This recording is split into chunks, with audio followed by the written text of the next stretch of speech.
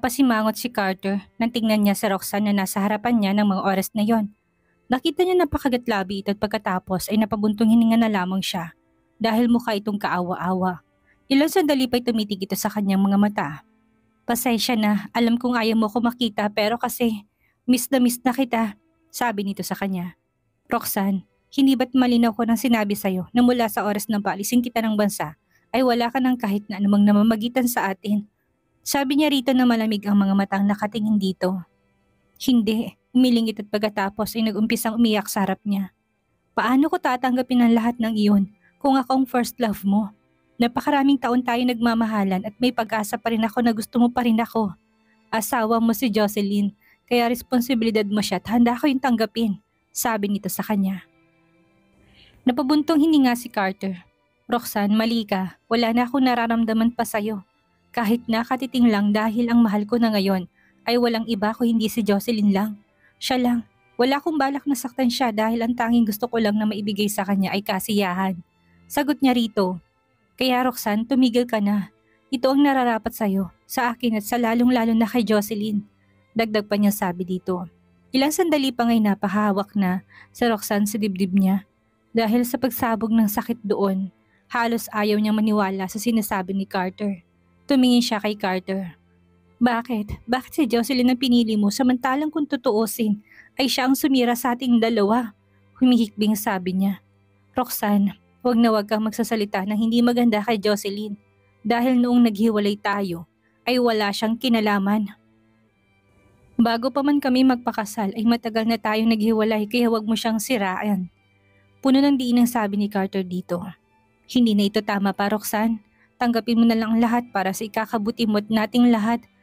Kahit na maglupasay ka pa ngayon sa harap ko ay wala nang magbabago pa. Malamig na sabi niya kay Roxanne. Ayokong saktan muli ang damdamin ni Jocelyn. Hindi ko nasasayangin pa ang pagkakataong ibinigay niya sa akin. Dagdag pa niya sabi dito. Hindi nakapagsalita ito at nagpatuloy lamang sa pag-iyak. Umuwi ka na dahil gabi na. Sabi niya rito at inihanda ng isarang pinto. Ngunit nang makita ng sumarang pinto ay bigla na lamang nitong hinarangan yun gamit ang kamay nito. Kaya muli siyang napakunot noo. Okay, sige, pangako ko sa'yo na mula ngayon, hindi na kita abalahin pa ulit. Isa pa ay alam kong hindi mo ko papayagang pumasok sa kwarto mo at magpalipas dito ng gabi. Pero matitiis mo ba ako na hayaan na lamang na umuwing mag-isa? Tanong nito sa kanya. Napabuntong hininga naman siya at pagkatapos ay mabilis na sumagot. Sige, maghahanap ako ng taong pwedeng maghatid sa'yo. Sabi niya rito dahil ayaw na niyang mapalapit pa rito. Lalo pa at kahit na hindi siya nakikita ni Jocelyn, ay ayaw niya masaktan niya ang damdamin nito. Gusto niyang tuparin ang pangako niya rito. Inuunat ni Carter ang kanyang kamay upang dukutin ang kanyang cellphone sa kanyang bulsa upang gumawa ng isang sanang tawag ngunit mabilis na tumanggi si Roxanne. Kung iba rin naman palang maghahatid sa akin ay di bali na lang. Uuwi na lang ako mag-isa. Sagot nito kaagad sa kanya bago pa man siya makatawag. Ito na ang huling pagkikita natin at sa huling pagkakataon, pwede mo ba akong ihatid? Sabi nito sa kanya, habang nagpupunas ng luha sa pisngi nito. Saglit na natigilan si Carter at nag-isip ng malalim.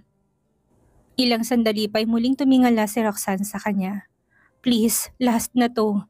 Sa huli walang nagawa si Carter kung hindi ang tumango rito. Paglabas nilang dalawa sa kalye at napakatahimik ng daan dahil nga madaling araw na. Malamig na rin ang simoy ng hangin ng mga oras na yon. At nang makita niya isang manipis lang na damit ang suot ni Roxanne, ay wala siyang nagawa kung hindi hubarin ng suot niyang jacket upang ibalot dito.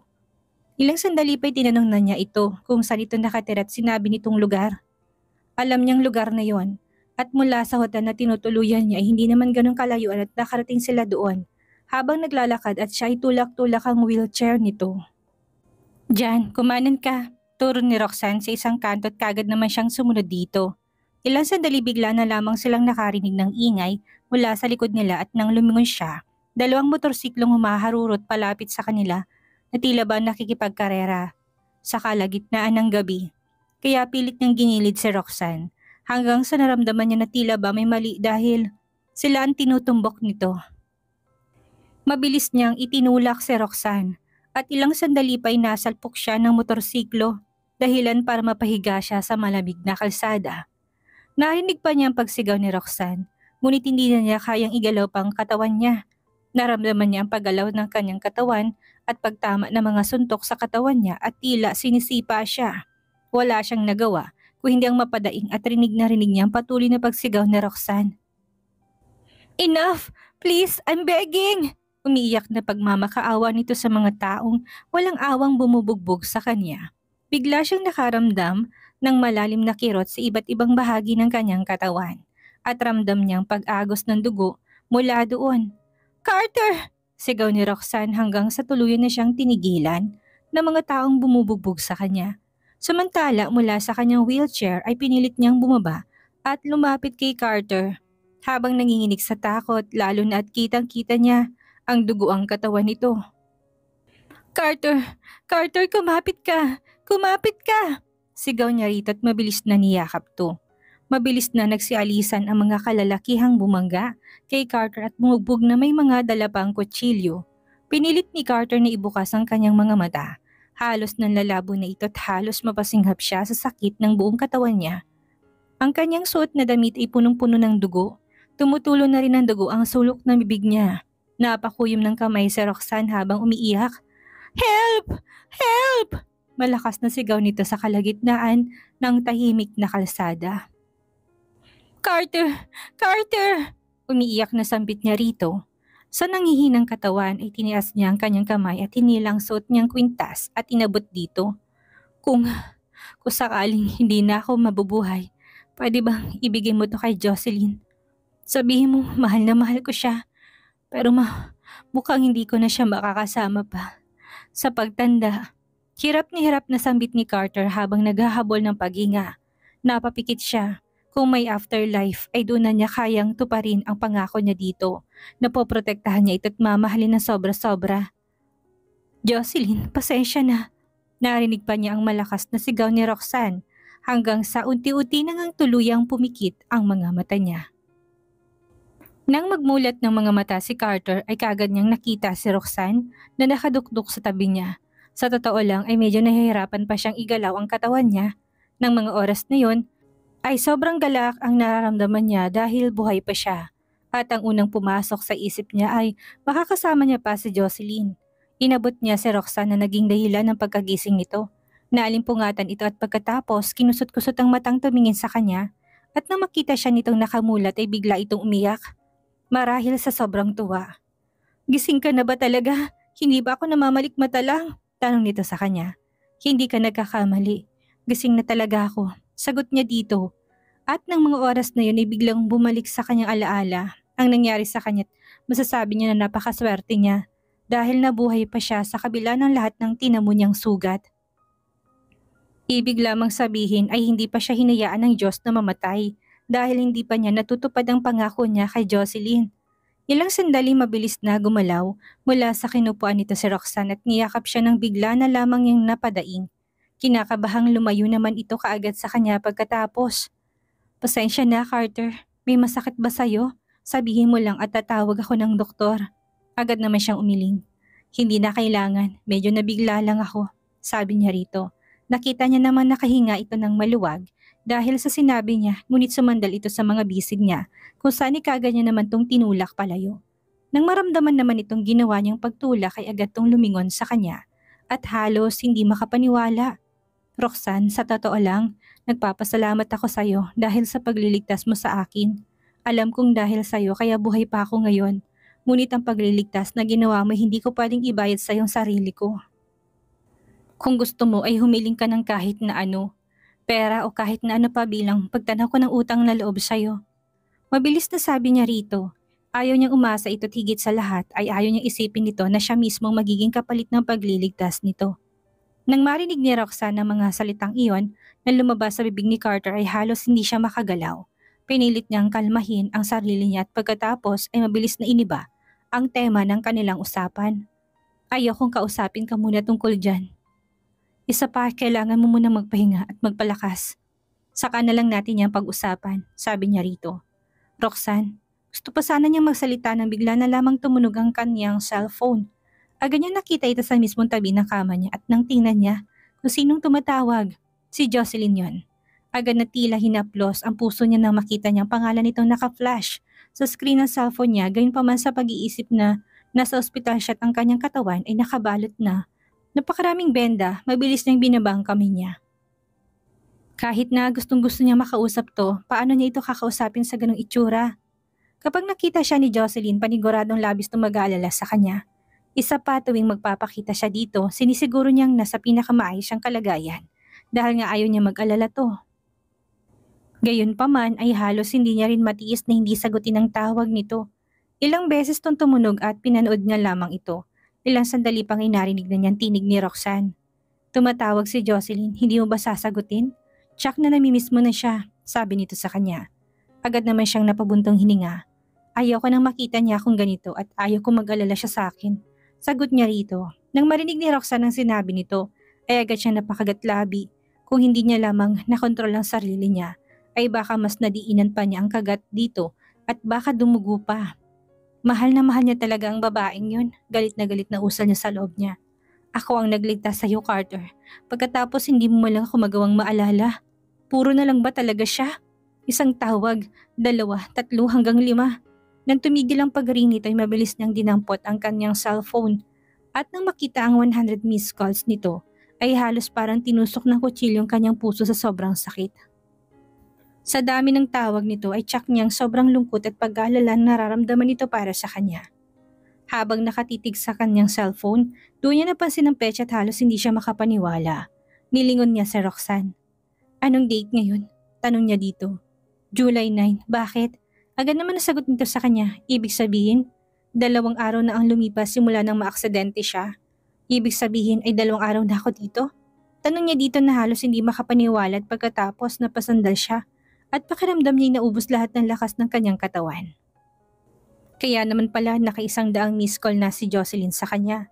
Mahigit 2 araw nang hindi siya nakontak ni Jocelyn. At ganun katagal na rin niyang hindi naririnig ang tinig nito. Dahil dito hindi niya napigilan na sarili at mabilis na tumayo mula sa kanyang kama at naglakad palabas. Carter, saan ka pupunta? Hindi ka pa magaling, habol ni Roxanne sa kanya, sabi. Ngunit hindi niya ito pinansin at nagtuloy-tuloy sa paglalakad. Nang makita ang tuloy-tuloy sa paglabas si Carter, mabilis na pinagulong ni Roxanne ang gulong ng kanyang wheelchair at sinundan to. Samantala sa kabilang banda at halos mabaliw na si Jocelyn. Sa sobrang pag-aalala niya, tinawagan niyang muli ng 5 beses si Carter ngunit ni isa sa mga yon na hindi nito sinagot. Binaba niya ang kanyang cellphone at punong-puno ng pagkadismaya at punong-puno ng pag-aalala ang kanyang mukha. Nang makita naman ni Olga ang ekspresyon ng mukha nito ay agad niyang naunawaan kung bakit. Hindi pa rin siya sumasagot. Tanong niya rito, napatango si Jocelyn. Sobrang ng pag-alalang naramdaman niya ng mga oras na yon. Olga, 2 araw na siyang hindi sumasagot. Magtatatlong araw na, pati sa mga chat hindi siya nagre-reply. Sa tingin mo, may nangyari kaya sa kanya? Tanong niya dito at habang naisip yon ay mas nabalisa pa lalo si Jocelyn. Hindi niya magawang kumalma simula pa kahapon. Ni matulog ng maayos, hindi na niya nagawa dahil sa sobrang pag-alala niya kay Carter. Alam kong napakaseryoso niya sa kanyang negosyo pero nakapagtaka lang na hanggang ngayon hindi niya pa rin ako tinatawagan. Sa kabila ng napakaraming tawag ko na sa kanya. Kinakabahan ako, sabi niya rito. Agad namang lumapit sa kanya si Olga at hinagod ang likod niya. Nakipag-ugnayan ka na ba sa mga taong malalapit sa kanya? Sa mga tauhan niya? Tanong nito sa kanya. Agad namang siyang tumango. Nakipag-ugnayan na ako kay Kent pero ang sabi niya, hindi niya rin daw ito makontak. Sa mga magulang niya naman, nakatatakot ako magtanong sa kanila dahil paano kung may nangyari nga, sabi niya. Alam ko mag-aalala lang din sila kapag nagkataon. Dagdag pa niya sabi dito, hindi ako pwedeng umupo na lang dito at maghintay habang walang ginagawa. Kung kailangang sundan ko siya sa ibang bansay gagawin ko para lang malaman ko kung okay lang siya. Sabi niya pat handa na sanang tumayo mula sa kinupuan niya upang mag-empake nang ipatong ni Olga ang kamay nito sa balikat ni Jocelyn. Jocelyn, kumalma ka. Walang problemang masusolusyonan kung masyado kang magiging padalos-dalos, okay? Kailan mo ba siya huling nakausap? Tanong nito sa kanya. Napaisip muna si Jocelyn bago siya sumagot. 2 araw na nakakaraan nang malaman niyang may nangyari sa ospital. Tumawag siya sa akin at video call pa nga yun. At pagkatapos nun, sinabi kong magpahinga na siya dahil gabi na doon. At pagkatapos, simula nun, hindi ko na siya makontak pa. Halos maiyak na sabi niya kay Olga. Samantala, bigla namang natigilan si Olga. Bigla at napaisip. Sa madaling salita ng gabing yon ay siya ang huling taong nakipag-ugnayan kay Carter. Sa hindi niya malamang dahilan, agad na nag-alala ang kanyang isipan, lalo na pa nang maalala niya na may kumatok sa pinto ng silid ni Carter. Habang magkausap sila, narinig pa niyang mga sinabi nito. "Anong ginagawa mo dito?" Tanong nito. Sinong tinutukoy nito ng gabing iyon? Hindi niya maisip kung sino ang posibleng taong yun at dahil doon bigla na lamang siyang kinabahan. Pinili na lamang niyang huwag sabihin kay Jocelyn ang lahat dahil ayaw niya mas mag-alala pa ito sa kanya. "Jocelyn, kumalma ka, okay? Tatawagan ko si Tommy at tatanungin ko ulit siya. Alam ko mas marami siyang magagawa kaysa sa atin para makakalap ng impormasyon tungkol kay Carter." Sabi niya rito. Mabilis naman na tumango ito sa kanya. Habang magkatabi silang nakaupo ni Jocelyn, bigla na lamang dinampot ang kanyang cellphone na tinawagan nga si Tommy. Hindi pa rin siya makontak? Agad naman natanong sa kanya ni Tommy. Kahapon lang muli na naman niya itong tinanong kung may balita ba to kay Carter. Tinawagan din ito. Ngunit katulad ni Jocelyn, hindi raw dito sumasagot sa tawag niya. Dahil sa pag-iisip tungkol sa kabalan ng sagot sa kanilang tawag, naisip niya kung gaano kalaki ang problema. "Okay, sige, pakalmahin mo lang si Jocelyn at gagawin ko lahat para malaman ang kaligayahan ni Carter." Sabi nito kay Olga. Matapos ibaba ni Tommy ang tawag ay mabilis niyang tinawagan ang number ni Carter. Akala niya ay walang sasagot muli, ngunit laking gulat niya na may sumagot ng tawag niya. "Anong pumasok diyan sa kakote mo ha? Alam mo ba kung gaano nag-alala sa'yo si Jocelyn?" Galit na usal niya dito. "May nangyari kasi sa akin, mamaya ko na ipapaliwanag sa'yo. Tatawagan ko na lang muna siya." Mabilis na sabi nito sa kanya at tuluyan nang ibinaba ang tawag. Kahit nagalit siya, hindi niya naiwasang makahinga ng maluwag dahil sa pagsagot nito sa tawag niya at nalaman niya na buhay pa to. Humiram siya ng puting polo sa ospital gayunpaman dahil sa napakaraming bandage ng katawan niya dahil sa mga natamong sugat ay halos napakabagal lamang niya itong sinuot sa katawan niya. Kailangan niya ng tawagan si Jocelyn sa lalong madaling panahon para wag na itong mag-alala pa sa kanya. Nasisiguro niyang halos maiyak na ito sa pag-aalala sa kanya. "Tulungan na kita," sabi ni Roxanne. Ngunit mabilis siyang tumanggi. "Kaya ko," sabi niya rito. Sa pagkakataong iyon, pinadulas ni Roxanne ang kanyang wheelchair at tumigil sa harap ni Carter. Pagkatapos tumingin siya dito. "Ayaw mo ipakita ang katawan mo kay Jocelyn dahil ayaw mo nang mag-alala siya," sabi niya rito. "Pero kung pipilitin mong gumalaw ng gumalaw, baka dumugo ang mga sugat mo. At dahil puting suot mo, baka mas lumala lang ang pag-aalala niya sa'yo." Dagdag pa niya. Nang maisuot niya ang polo ay napatingin siya sa kanyang mukha. Mabuti na lamang at wala kahit isang gasgas ang kanyang mukha dahil puro lang sa katawan ng tama niya. Ilang sandali pa'y mabilis na niyang tinawagan si Jocelyn. Nang mag-ring ang cellphone ni Jocelyn at nakita niya si Carter ang tumatawag, ay halos hindi siya makapaniwala. Dinampot niya ang kanyang cellphone habang nanginginig ang mga kamay at tinitigan to bago lumingon kay Olga. "Olga, tumatawag si Carter." Nanginginig ang boses niyang sabi rito. Mabilis na nilingon siya ni Olga. "Bakit ayaw mo sagutin?" Tanong niya rito. Nang makita niya tinitigan lamang itong cellphone sa harap niya. "Natatakot ako na baka ibang gumamit ng cellphone niya." Sagot niya rito. Natatakot siya na baka ginagamit ng ibang cellphone nito para ipaalam na may nangyari kay Carter. Dahil doon kagad naman naintindihan ni Olga ang naramdaman ni Jocelyn. Ngunit nagpatuloy ang pag-ring ng cellphone. Ilang sandali pa humugot ng malalim na buntong hininga si Jocelyn. At mabilis na sinagot ang tawag habang sobrang bilis ang tibok ng puso niya. Nanginginig ang kamay niya na sinagot ang tawag at nilagay ito sa kanyang tenga.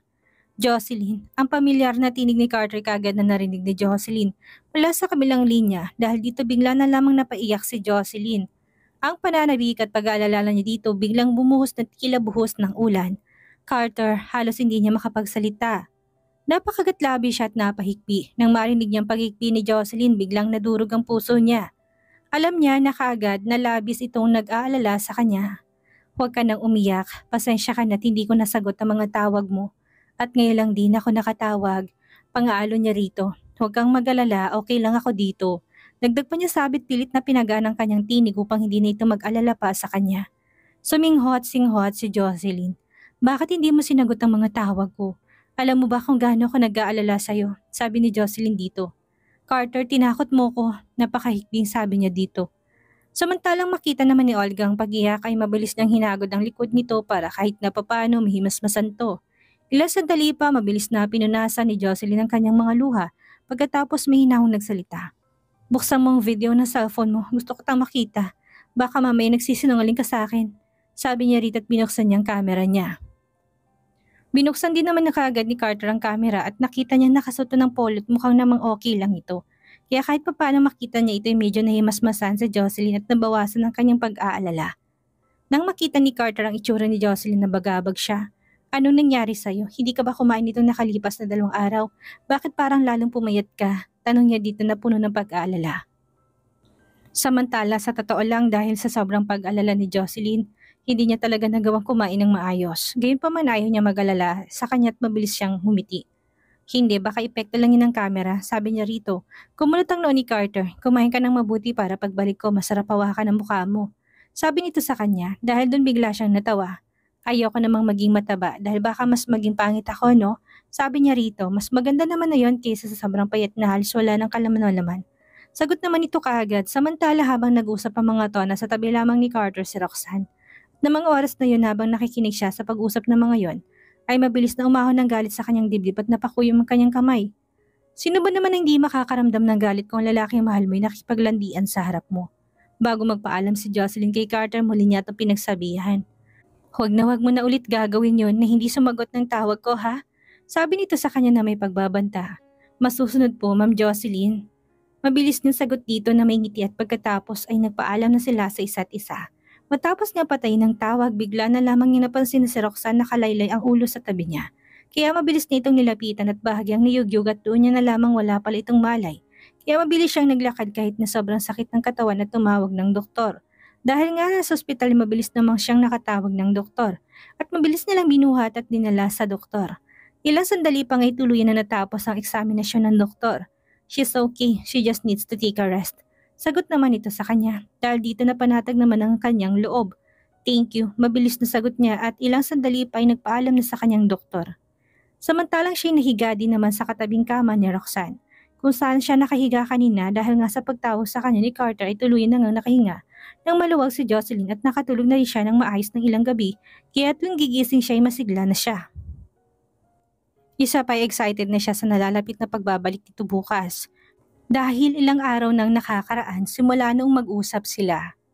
At ipinangako nito sa kanya na tatapusin na nito ang lahat ng kailangan nitong tapusin doon para tuluyan na nga itong makabalik sa kanya. Kaya sinabi niya rin dito na wag na muna itong tumawag sa kanya upang makapag-concentrate na nga ito at matapos na ang lahat dahil sa totoo lang ay miss na niya ito. Gayunpaman nasira ang kanyang napakagandang umaga ng paglabas niya sa gate. Agad niyang naiwasan ito ngunit kailangang mabilis din naman ang naging pagkilos nito tumarang sa daan niya. Dahil dito wala siyang nagawa kundi ang sama niya ito ng tingin. "Ano na naman ang ginagawa niyo dito? At talagang nahanap niyo pa talaga kung nasan na ako ngayon?" Galit na sabi niya rito. Isa pa alam niya na kagad kung bakit na naman siya nito pinuntahan. Tuwing lalapit naman ito sa kanya, isa lang ang problema nito kung hindi pera. "Jocelyn, pwede mo ba akong tulungan ulit?" Tanong nito sa kanya. Sabi na nga ba niya eh. "Magkano na naman ang kailangan mo ngayon?" Tanong niya rito nagtaas ng makilay. Nang marinig naman ang tanong niya ay kagad na nagliwanag ang mga mata nito at mabilis na nasalita. "1,000,000, sabi nito. "Ano, 1,000,000? Hindi naman makapaniwalang tanong dito ni Jocelyn. "Para sabihin ko sa inyo, wala akong pera kaya hindi ko kayo mabibigyan." Mabilis na sagot ni Jocelyn sa kanya at pagkatapos tinalikuran to at pumara ng taxi upang pumasok na sa ospital. 1 oras pa lamang ang nakakaraan nang makarating siya sa ospital ay lumapit ang isa niyang kasama sa kanya. "Jocelyn, may isang matandang lalaki sa front desk at hinahanap ka. Sinabi niya rin na siya ang iyong ama at gusto ka raw niyang makita." Sabi nito sa kanya talos maikuyom niyang kanyang mga kamay dahil sa sobrang inis. Hindi niya akalain na hanggang sa ospital susundan siya nito. Pinilit niyang ngitian nito. Sige, pupunta na ako." Ilang sandali pang nagpaalam na muna siya sa mga kasamahan at nagmamadaling pumunta doon. At nang makita niya nakaupo ito doon ay mabilis nitong hinila palayo. Dinala niya ito sa mini park ng ospital kung saan ay halos walang katao-tao. "Hindi ba talaga kayo makaintindi? At hanggang dito ba naman sinundan niyo pa ako?" Galit na sabi ni Jocelyn dito. "Sinabi ko na sa inyong wala akong pera." Agad namang umiti ito sa kanya. "Alam ko, pero ang asawa mo napakarami niyang pera. At kung tutuusin, maliit lang naman yung halaga." Sabi nito sa kanya. Napatawa siya at napatingala. Hindi makapaniwala. Si Carter na naman ang pinupunterya nito.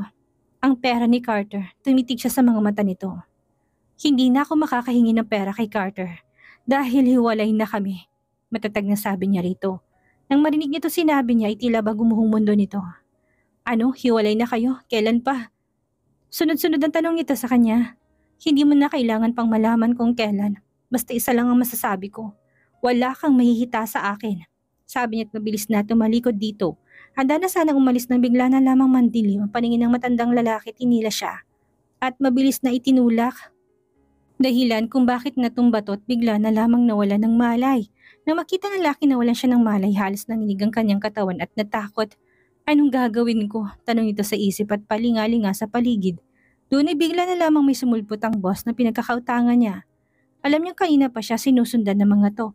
Nang makita siyang mga ito ay mabilis siyang napaatras hanggang sa tuluyan siya nitong nilapitan at pinalibutan. Kasama ng mga tauhan nito. Boss, teka lang, naghahanap pa ako ng paraan. Sabi niya ritong punong-puno ng takot ang mga mata. Pangalawang araw nang ibinigay kong palugi sa'yo pero wala pa rin. Ito na siguro ang tamang panahon para patay na lang kita. Sabi nito. Nang marinig ng lalaki, sinabi nito ay bumalot ang takot sa buong pagkatao niya. Biglang napasulyap kay Jocelyn na walang mali na nakahandusay sa sahig at biglang may naisip.